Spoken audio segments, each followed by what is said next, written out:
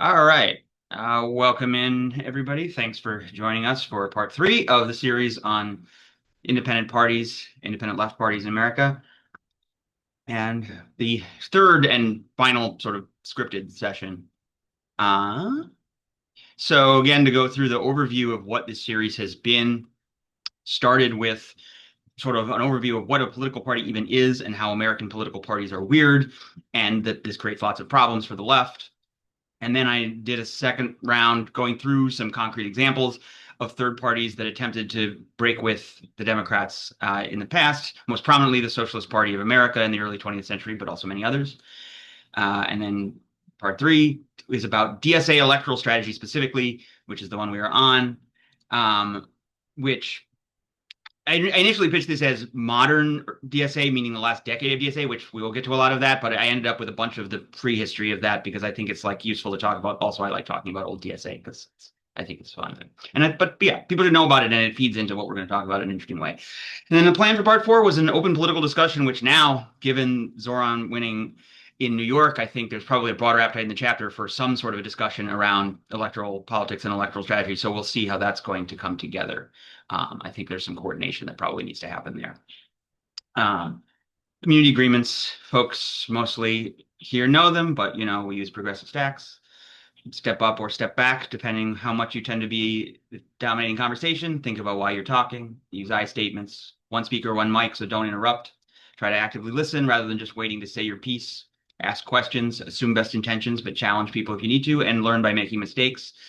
And for this session in particular, there's a lot of sort of information that I'm trying to like convey that sometimes it's hard to know what people know or don't know. So if something doesn't make sense, you come and ask questions. And in this session specifically, I'm attempting the tricky business of talking about some current internal political debates within DSA coming from different caucuses and different perspectives, which we don't do a lot, but I think we should do more. And I have my own positions and my own opinions, but I'm not trying to be unfair to everyone. So if you feel like I'm misrepresenting something, then, put stack in the chat and let me know.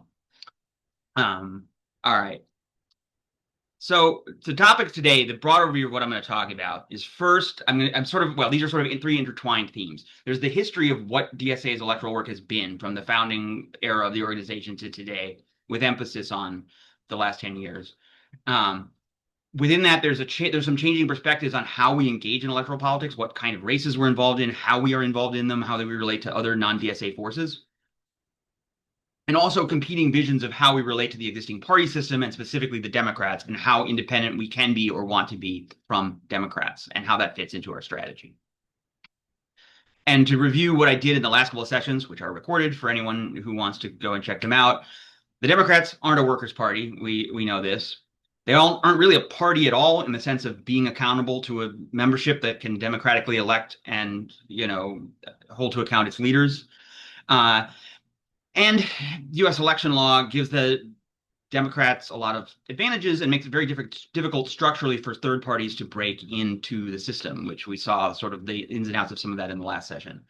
But there have been some modest successes, the highlight possibly being the Socialist Party, and third parties have been, I would say, more successful when combining the kinds of national symbolic campaigns like Eugene Debs for president, where, he only won a few percent of the vote, but it was huge in terms of getting the party in front of people, but while also concretely governing in certain situations like the sewer socialists in Milwaukee. Again, that was last time. It's on tape. You can check it out. But this combination, this attempt to do social politics, though it has been successful in the past, there's contradictions that arise from it of trying to hold to socialist principles and also actually govern. And when I get to the end of this, we're going to come back to that point because obviously it is now top of mind for a lot of people. First, though, let's do a brief history of electoral politics in DSA. So you all know who the guy down on the bottom right is, our friend Zoran. Most of you probably know, but if you don't, up top left there is Michael Harrington, the one of the founders of DSA, and in the 80s, in the original era of DSA, was the most well-known, the most famous. Until recently anyway, nobody in DSA was as famous as Michael Harrington was in his era. He wrote a book called The Other America that was influential, on presidents in the 60s. He was sort of a, intellectual celebrity, but also is quite associated with the electoral strategy of early DSA, which I'm going to talk about a little bit. And then we're going to take it all the way down to the present. So first of all, the prehistory, where I'm going to talk a little about what happened before what I'm calling modern DSA. And so also this is my own sort of terminology. I call it modern DSA. I've been in DSA since 1998, but the modern era of DSA begins about a decade ago. So the context being that DSA was actually founded in 1982, which there's probably a lot of people in this organization that don't even realize that, out of a merger between the Democratic Socialist Organizing Committee, which comes out of the old Socialist Party, which fell apart in the 70s in debates over the Vietnam War. Michael Harrington comes out of that side, and the New American Movement, which was a more new left formation, people who come out of SDS, Students for Democratic Society, involved in new social movements, gay liberation movement, black liberation movement, that kind of stuff. And when they merged in 1982, which was at a time when there were a lot of mergers happening on the left, it was the rise of Reagan and neoliberalism, a sinking tide was, lowering tide was sinking all boats. And, this was one of the many kind of regroupment efforts that happened. And there were about 6,000 people, members of DSA at the founding of DSA, which basically went up and down a little bit from then up until 2016. The organization stayed, in terms of dues paying members, pretty similar. There was some, prior to 2016, we were on an upswing. Had gained a couple thousand members up to 8,500. There was also more energy. There was more active cadre who were actually making it their political home and doing work for DSA than there had been in the past. But I will tell you, as someone who was around at the time, nobody imagined that there was a path for DSA to suddenly skyrocket into this sort of new, vibrant, much larger organization. And I just told you, after, it took us a couple years from 2014 to 2016 to gain a couple of thousand members, which seemed great at the time. The day after Trump won in 2016, 1,000 people joined DSA in one day. It was absolutely seismic. And so, by the time of the 2017 convention, it was 20 some thousand. And then now I think last I saw, we're back up around 80,000 with the last round of Trump and then Zoran bump. The MHV DSA context for this, which obviously Mid-Hudson Valley DSA didn't even exist in 2016. As of the most recent member list, we had 627 members in good standing, and of those, 11, or 1.75%, were members prior to November 2016. So for this reason, I consider the 2017 convention to be a founding convention of a kind of a new organization that I call modern DSA. However, organizational structures and leaders carry over to that era. There are a lot of there are certain continuities that have shaped what DSA is. So I do think it is important to know this history to some degree. So we're going to talk about the electoral strategy that defined early DSA, which is called realignment. And I think this is important to talk about in part because you still hear this term getting kicked around. I mean, it has different political meanings in different contexts, but in a DSA context, realignment refers to a particular electoral strategy, which usually when people use the term now, they're using it in a pejorative way, accusing someone of wanting to do Harringtonite realignment. And I am here to tell you that nobody is doing that in 2025. So let's talk about what realignment actually was. It came from Michael Harrington and the people around him in DSOC, the Democratic Socialist Organizing Committee, who came into the original, version of DSA. And it was a strategy that focused on coalition building within the sort of umbrella of the Democratic Party. And basically the analysis that they had was that one of the major obstacles to socialism in America was that we did not have a true workers' party or a social democratic party of the type that you saw in Western Europe at the time. Although many of those parties now have declined or collapsed. And they felt that the path, what we had was, and what we have is, the Republican Party, the fascist party of capital, and then the Democrats, who were a mixture of the liberal wing of capital and also the workers and social movements. And so the idea was that through a specific coalition strategy, you could realign the two parties such that capital would end up in one party and the workers would end up in the other. And this was to be done by the organized labor was at the center of the strategy. The DSOC people were very close to it, had people in high ranking positions in organized labor. it was to unite organized labor with what were then called the new social movements coming out of the new left, which, was like the rising environmental movement, gay liberation movement, feminist movement, and so on. And that this was to be the basis of a new Democratic Party that sort of pushed out the corporate side. Uh, and then, as I said, this would make the Democrats something like a European Labor or Social Democratic Party. And this is something that in the heyday of realignment actually is before the birth of DSA, because DSOC was doing it already in the 70s after they came out of the Socialist Party. In the beginning of the 70s, they spent the rest of the 70s developing the strategy. They created a coalition that was called Democratic Agenda in 1976 with some major labor leaders on board to kind of push this strategy. Their high point was probably the 1978 midterm Democratic Convention, where they got like 40% of delegates to oppose basically Jimmy Carter's agenda, his kind of proto-neoliberal agenda at the time. Then after that, they were participated in the movement to draft Ted Kennedy to mount a primary challenge to Carter, which was like one of the biggest, in the sort of one of the biggest like primary challenges to like a sitting Democratic incumbent president ever. They got 37.6% of the delegates to the 1980 convention. So this was sort of the point where it seemed still possible to do this kind of stuff within Democratic Party politics. However, as we know, the Democrats are still not a workers' party. The strategy was not a success. And so what happened? And by the way, I'm also putting on the corner of these slides, I have links to various sources, some of which that I've relied on for these. And you can find these slides afterwards. They're on our Google Drive, and you can follow these for some more background if you're interested in this. In this case, I have both an article that was written by some DSA members and also Mike Davis's Prisoners of the American Dream from the mid-'80s, which covers this stuff from a DSA critical perspective, but one that I largely share. So why did realignment fail as a project? One part was just, again, the sort of, the tide going out, sinking all boats. The neoliberalism was intensifying. Reaganism was on the rise. The labor movement, which was supposed to be the linchpin of this strategy, was continuing its decline from its 50s heyday. And so, basically no left projects were successful at this time. It wasn't just realignment. There were also, as there always are in these situations, internal kind of procedural maneuvers to sideline the strategy. Just as we saw in the case of third parties, when they start to be successful, the major parties will change the rules. This also happened internally. So when I mentioned the midterm convention of 1978, you may have thought to yourself, that's funny, what's a midterm convention? Well, they don't have them anymore. They abolished them because they didn't want people like DSOC showing up and mobilizing, working class forces against the corporate agenda. So they just they kind of, removed elements of party democracy essentially to prevent this from happening. There was also in some strategic failures that DSA made. DSA did not relate well to kind of Black politics and the politics of people of color and the politics that came out of the civil rights movement.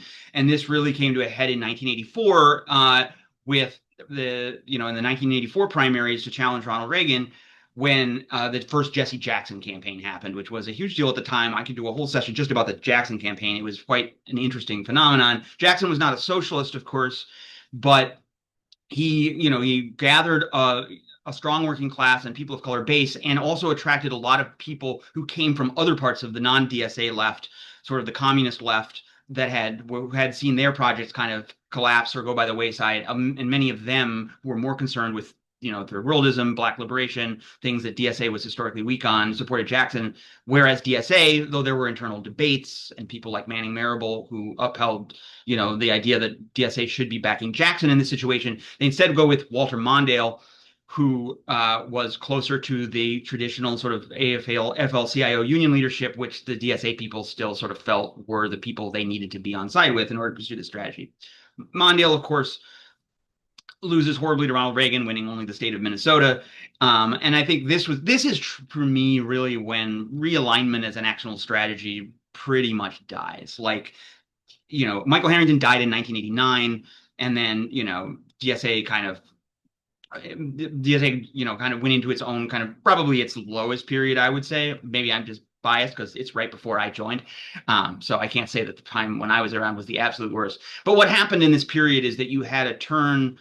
As DSA became less influential, there was a turn toward paper endorsements, which is a term that is thrown around a lot now in DSA, and I think partly comes out of this experience of like DSA was just doing what a lot of organizations still do, just sort of like putting out a rubber stamp that says we approve of this candidate and you can put our logo on there on the flyer, but like we're not like actually mobilizing to do anything for the campaign because DSA wasn't really in a position to do that then. We did still have DSA electeds at the time. Um, but they tended to be people who were just like members of DSA, but they weren't strongly associated in the public mind with DSA, nor were they particularly like accountable to or closely in kind of in strategic union with DSA. So like now, fun trivia fact for all your friends is that Zoran Mamdani technically will not be the first DSA mayor of New York City. That was David Dinkins. But of course, a very different situation and a very different DSA and a very different relationship to electoral politics at that time. But David Dinkins was a member of DSA. And there were some other mayors, members of Congress. AOC is also not the first member of Congress to be in DSA. But yeah, very different situation. The final reason I would say why realignment failed is stuff I covered in previous sessions, which is that even like, especially now, but even then, the Democratic quote unquote party was too diffuse a set of institutions to actually take over in a way that would be meaningful. That the sort of forces of big money could reorganize themselves no matter what sort of procedural move you're able to pull. And getting rid of midterm conventions is one example of that. But another modern one, I would say, this is still not realignment, but it's maybe one of the closer examples to it in modern DSA, is what happened a few years ago when people in Nevada DSA managed to take over the state Democratic Committee in Nevada, whereupon they discovered that that was not where the real source of power lies, because the donors and the consultants and everyone else can just take their ball and go home and keep doing on the same thing and keep beating you in the primaries. And then ultimately that project kind of came to nothing and they lost power again. So all of this is to say, it was the idea they had in the 70s and 80s. It was the dream of making the Democrats a workers' party. It failed. Nobody has seriously tried to reanimate it outside of a few fringe, people ever since then. All right. Before I get to the modern period that I want to, cover in more detail, I have to do what I call middle school DSA, switching metaphors now from modern and pre-modern to old school and new school. If the old school was the Michael Harrington generation and the new school is like all of us since the 2016 Bernie campaign, middle school DSA is what I joined. It's what happened in between. Around the time I joined, there was a little bit of a revival, particularly in the youth section, which was called the DSA youth section at the time, of people who were, building campus chapters and doing some interesting activism and building a little bit of energy in DSA at a time when the adult organization was pretty moribund, I would say. And electorally, of course, we were still too weak to be running our own DSA candidates. But rather than just handing out paper endorsements, particularly in the youth section, you could just mobilize people to go like travel across the country to like work on select campaigns to sort of intervene as socialists. I participated in one of the early versions of this, which was supposed to be supporting Senator Paul Wellstone in Minnesota in 2002 in his run for the Senate. Wellstone was at the time the most left-wing member of the Senate. Didn't call himself a socialist. This was before Bernie Sanders got into the Senate, of course. But he was the most left-wing member of the Senate and seemed like a good target for us. Of course, this all went totally down the tubes when, after we had organized this whole plan to send a whole contingent of socialists to Minnesota, Wellstone died in a plane crash. And so by the time we got there, he had been replaced on the ticket by our old friend Walter Mondale, back again to ruin the hopes of DSA. And we went there and we worked on that campaign. Mondale lost. It's a mainly forgotten episode now, which is kind of why I wanted to bring it up. But that led into other things, like when Bernie ran for the Senate in 2006. Similar things happened, sending people, sending cadres, sending activists to work on that campaign. Another thing that happens in this sort of middle school period in the run up to the sort of membership explosion in 2016, which is going to be significant to the stuff I'm going to talk about in the second part of this, is this is when you first see ideologically based internal caucuses in DSA. The only caucus I have ever been a member of, in fact, is the original one, the Left Caucus, that was formed in 2014. It contained basically just about every politics you can imagine in DSA today, outside of its most right-wing fringe, because DSA was a very different organization then. And people who were in that caucus are now spread throughout all various caucuses of DSA. And then, of course, there was the Bernie for President 2016 campaign, which, sometimes when I talk about the when I talk about Bernie and DSA in this era, like I sort of joke that our everything we gained from Bernie was sort of an accident. Like he was never a member of DSA. He was not particularly interested in building organizations like DSA. He just did his own thing basically. But he called himself a democratic socialist, which meant that when you Google, if you liked Bernie and you Googled democratic socialism, you would find us. And a lot of people did. But it is also the case that DSA was calling for Bernie to run starting back in 2014. People in DSA really were identifying a Bernie Sanders primary challenge as something they wanted to happen and wanted to work on, and people were working on it. People, like the cadres that kind of formed the left caucus, as well as some of the older leaders of DSA. So this was a period of more active involvement than in the paper endorsement era, but it was still consistent with the strategy of just backing non-DSA members for office, like Bernie, who at least called himself a socialist now, but still not actually our guy, really. All right, now that finally brings us to modern DSA. And I'm the rise of our electeds in this period. And I'm just going to sort of do this quickly, the sort of just the reminder of some of the key points in this trajectory, just focused on New York because and by now, depending how you count, there's hundreds of DSA elected officials around the country. We're in New York. Also, New York, I would say, is the strongest of the electoral projects, although there are also strong ones happening in other places, Los Angeles, Minneapolis, Atlanta, and so on. But the timeline here is sort of instructive about how we got to the way things work now. So 2017, you have a couple of interesting primaries. First, Jabari Brisport. This is coming, early days of modern DSA, right after 2016 election. Jabari Brisport runs for the city council. And interestingly, the first time he runs for office with DSA, he runs on the Green Party line in the general election. It's actually a third party run. They were experimenting with that at the time.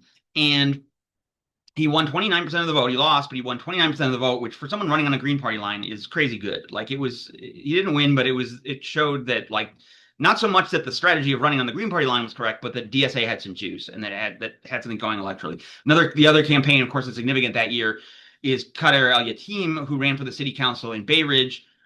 Also lost, but it was also a learning experience for everyone. And of course, that now is a significant race because that's where a young man named Zoran Mamdani showed up to work on that campaign and joined DSA for the first time. 2018, then, of course, we have Alexandria Ocasio-Cortez being elected, primarying Joe Crowley, very high-ranking Democrat. Surprise, shock win. This is, after Bernie Sanders 2016, probably the biggest moment of membership growth driven by just a huge national kind of media story. AOC, however, is also kind of a transitional candidate to the later ones because she was a member of DSA and was endorsed by DSA, but her campaign was not entirely or even primarily, I would say, a DSA campaign. It was Justice Democrats, other liberal groups that were involved in running that campaign. And as a result, I think, there's always been, she and her campaigns and her operations have always been somewhat autonomous from DSA in a way that just reflects the base that elected her to begin with. But she was important symbolically, especially just as the first big national DSA elected. More significant from the standpoint of modern DSA electoral strategy is that Julia Salazar is elected to the New York State Senate in this year, which was a true DSA cadre candidate race, someone who was elected out of the Socialist Feminist Working Group, and was genuinely this was a DSA race. Through and through. Other people supported, other people were involved, but it was a DSA race. And so from there, you get 2019, Tiffany Caban narrowly loses in a Queens-wide district attorney race. 2020 is the big year, of course, when we elect a bunch of new people to the assembly, including Zoran Mamdani. This is also showing how the DSA electoral project is tightening up because some of these people were members, but were not actually endorsed by DSA, even though they were members. So even Emily Gallagher, who is now part of the Socialists in Office core in the New York State Assembly, was not endorsed by DSA in that race because they decided we are focusing on only the races we can put lots of time and energy into, and this one is not making the cut, which is just not a way that people thought in this organization about electoral politics, I think, prior to that. Jabari Brisport comes back, this time successfully as a Democrat elected to the state Senate. And then from there, 2021, Tiffany Caban now comes back, is on the city council with a couple of other socialists. Sarah Hanna, of course, gets elected in 2022 in what was otherwise not a great year for the socialists in New York, but Kristen Gonzalez, also the state Senate. Claire Valdez in 2024.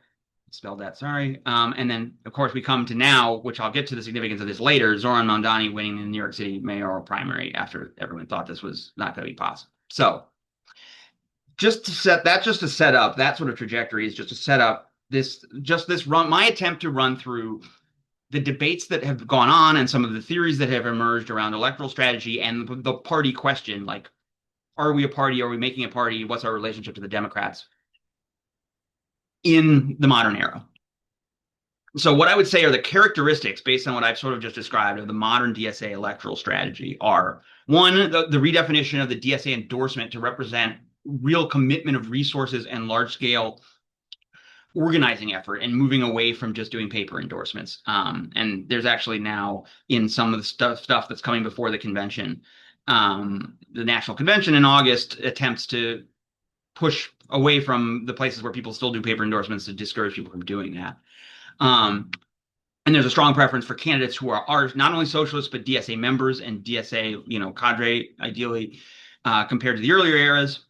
There's an emphasis on the development of an independent DSA campaign and electoral apparatus that's not dependent on other NGOs or, other organizations. And the focus has been on primarily running in Democratic primaries, which is continuity with what the earlier eras looked at too. That has been the path because the third party angle, just aside from experiments like Jabari's first run, it's just never appeared viable because of the structure of American politics, which was talked about in an earlier session.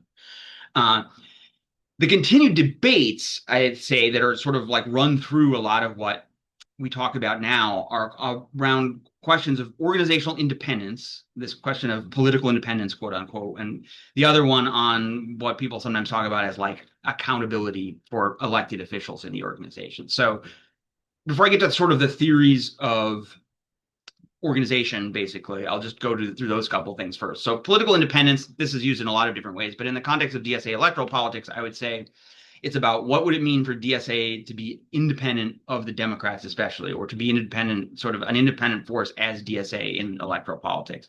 The first thing many people think of when they think of that is the idea that that means running on our own ballot line, having a ballot line that says Democratic Socialist that we can elect them on rather than the Democratic line. But as we'll see, it has been argued that this is not the most important, or maybe not even important at all here.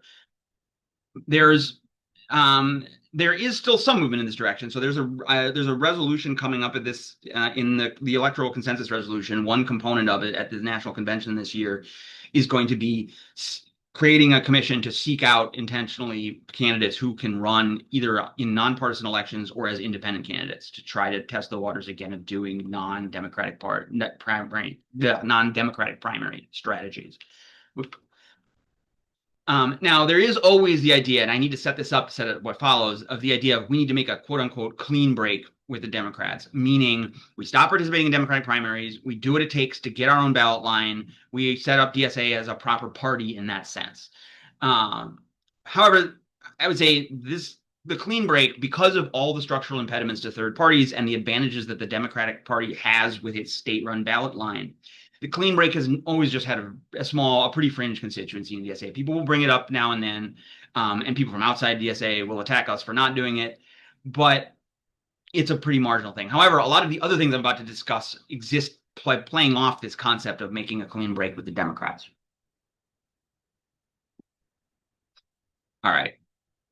And then the second piece is this accountability question, which basically comes down to how do we avoid a situation where we have endorsed and elected politicians and they do or say things that are contrary to the organization's positions or principles. And this is a thing that comes up in various contexts, right? And sometimes this leads to attempts to directly censure or somehow punish DSA electeds. A prominent example a few years back was that when Jamal Bowman, made some bad votes around funding, military funding to Israel and visited Israel on a funded trip, there were calls and there were debates through chapters, including this one, to, expel him. These failed. This didn't happen. And then, of course, Jamal lost re-election in any case. More recently, there's been some kinds of noises like this around AOC and her, caping for Biden and the genocide in various ways.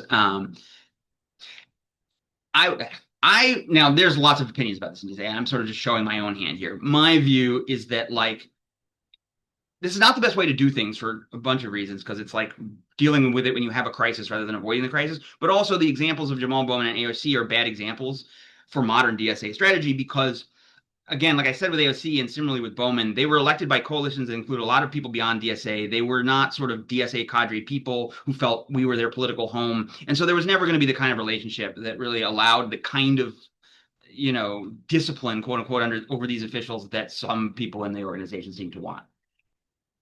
But the general question of like, how do we prevent the kind of parliamentary party, the elected officials from becoming disconnected from the base of the organization is an ongoing and real issue that people have to deal with. So with the new generation of candidates more rooted in DSA, we have socialist in office committees proposed and created in New York as a way to coordinate between the elected officials and the members in a way that like doesn't just respond to crises, but tries to like maintain lines of communication and kind of, prevent crises from happening. So New York has an SIO, Mid-Hudson Valley DSA voted at our last convention to create a local one with our local electeds like Dan Antona in Poughkeepsie and Giselle Martinez in Newburgh. And there is a national convention resolution, again, in the electoral consensus resolution, which would establish the national SIO network. All right.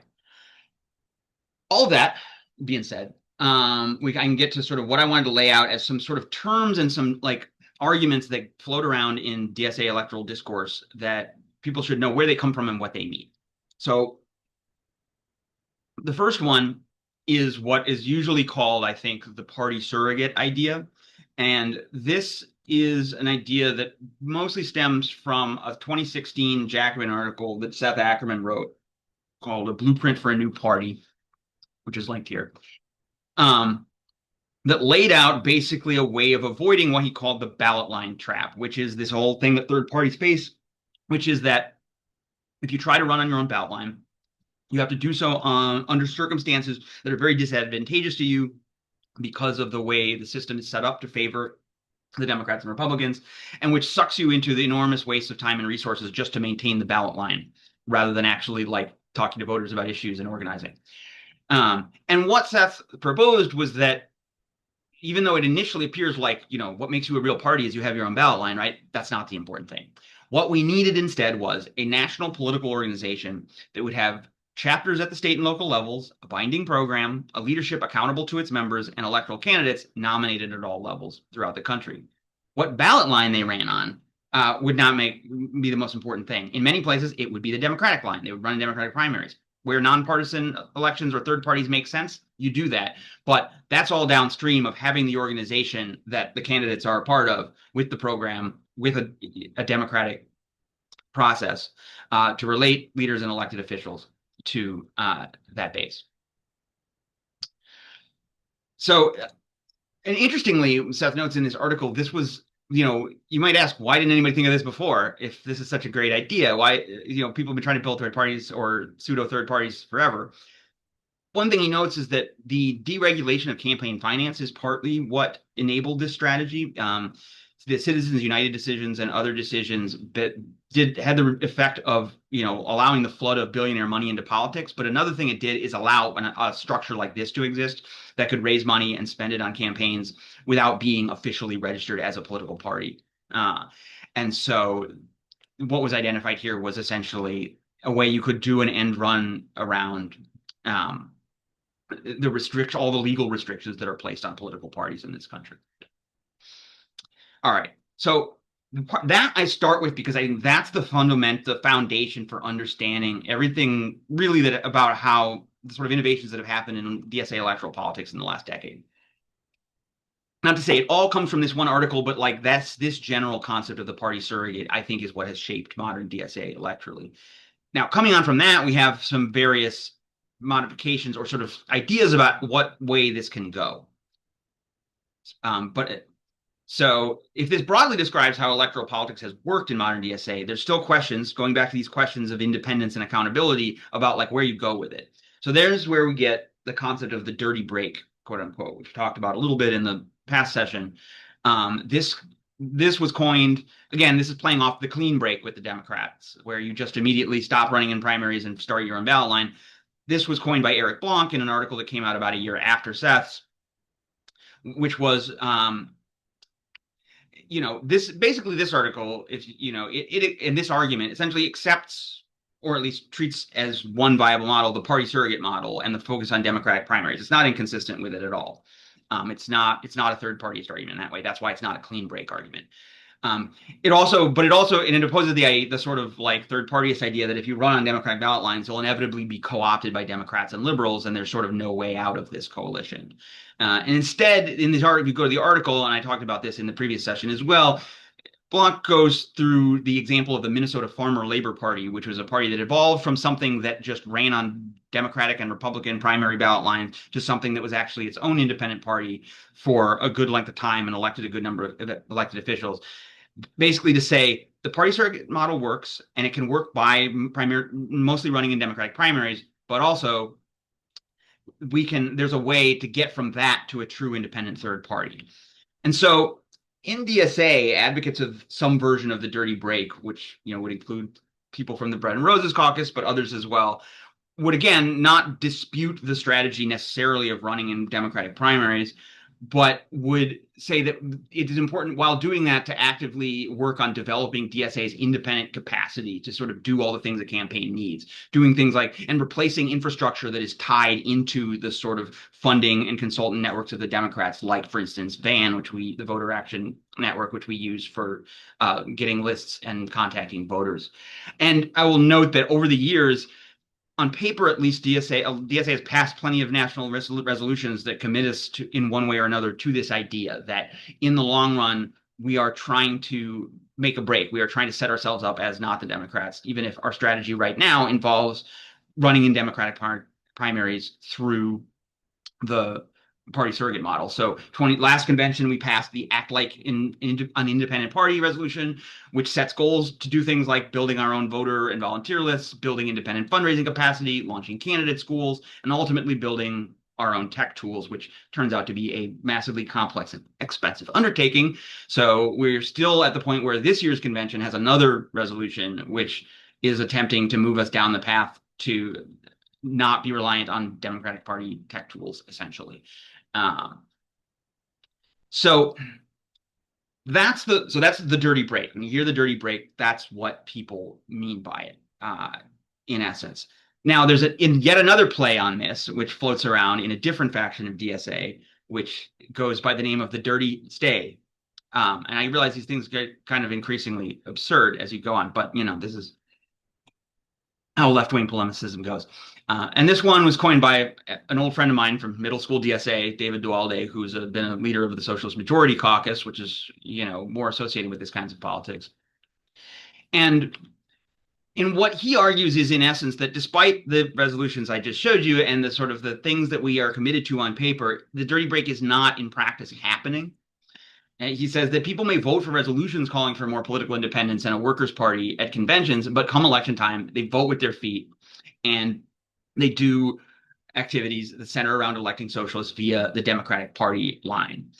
And so he basically says we should just accept that as the reality rather than having this disjunction between what we say our strategy is and what it looks like our strategy actually is.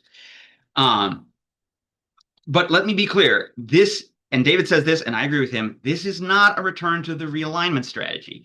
If anybody is likely to be accused of being like a Harringtonite realignment person, it's somebody with this politics. It's not.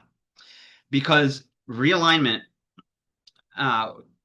was about actually believing you could transform the whole Democratic Party, that you could realign politics such that you still had Democrats and Republicans, but that the Democrats were now like a social democratic party. What David is arguing is actually, first of all, it's consistent with the party surrogate strategy, and very consistent with it. And it asks us to accept that socialists are just going to be one faction within the Democratic Party. We're not going to break, but we're also not going to take it over. We're just going to use it as a vehicle and be there as the socialist faction within it. And again, that can be organized along party surrogate lines such that there is actually like an organized and disciplined faction that is tied to the structures of DSA that also gets elected as Democrats. So, and one of the things that David raises as sort of an example of this sort of politics this involves is uncommitted, which is sort of an interest, and it was, I thought, an interesting way of looking at this. So uncommitted, of course, the campaign to get people in the Democratic primaries in 2024 to vote uncommitted rather than for Joe Biden was in some ways a substitute. It was a way for people to react to the genocide in Gaza and to Biden's support of it in a situation where there was no left pro-Palestine candidate to support.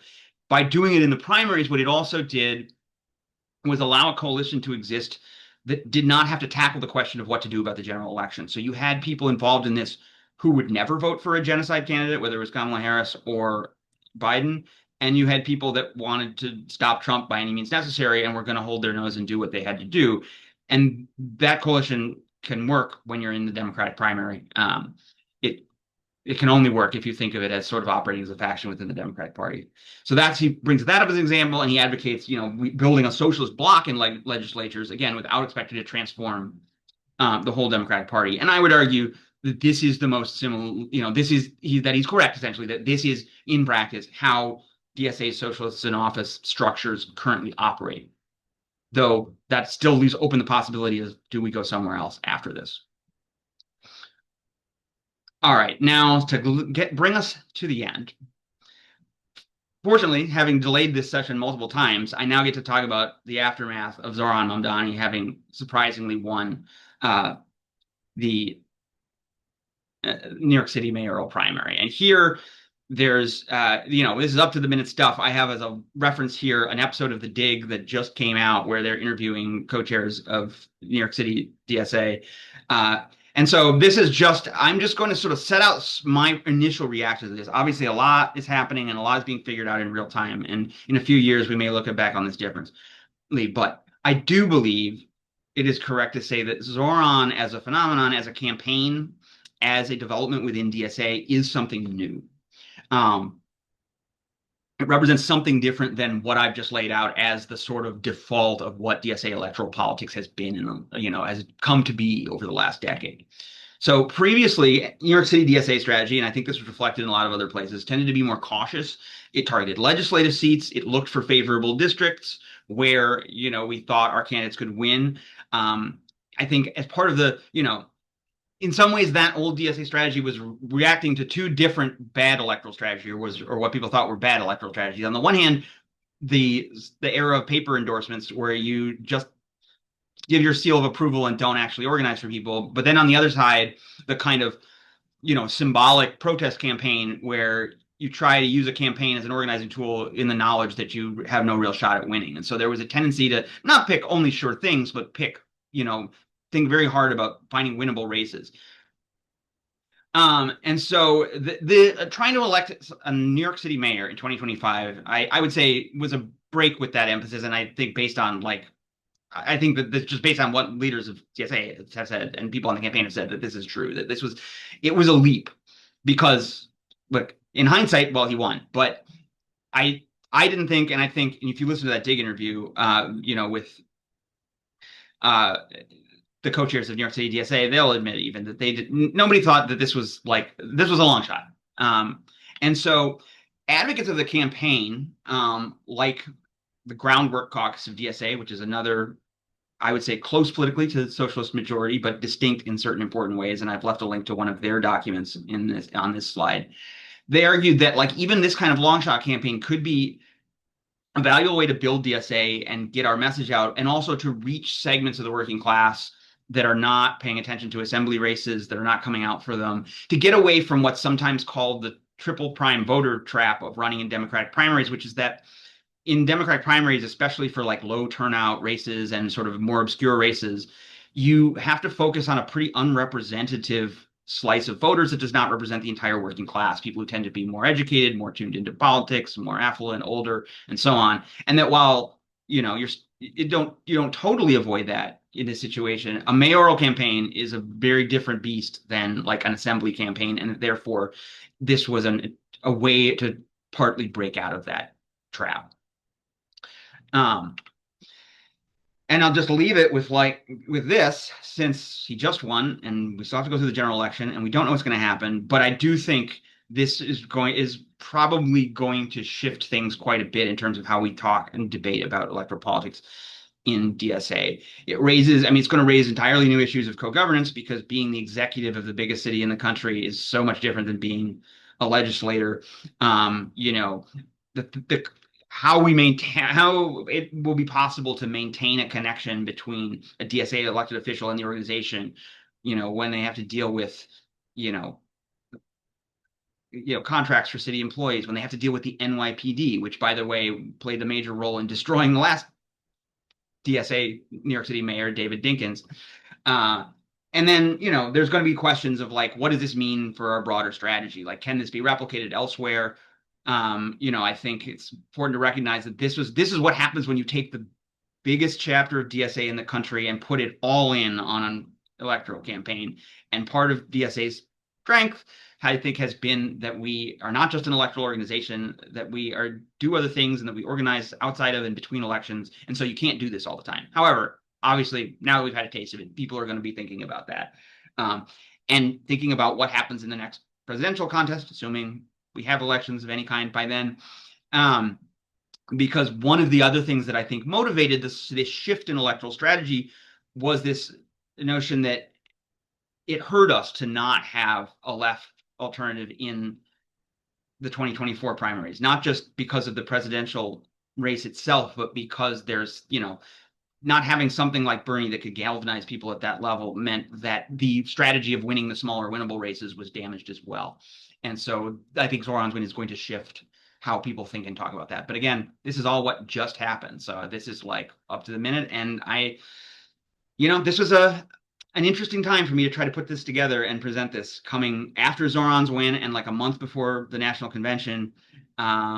There's a lot to figure out, but I hope that this is a helpful overview and tour of some of where we have come from and how we got to where we are as a socialist organization doing electoral politics in the messy situation of the United States.